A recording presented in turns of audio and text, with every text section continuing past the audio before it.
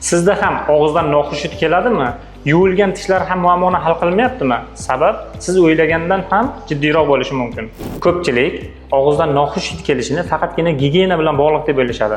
Ammo bu holat quyidagi kutilmagan sabablar bilan ham bog'liq bo'lishi mumkin.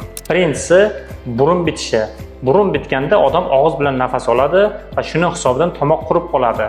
Va so'lak kam ishlab chiqarilishi natijasida tomoqda bakteriyalar ko'payadi va bu noxush hidga sabab bo'ladi.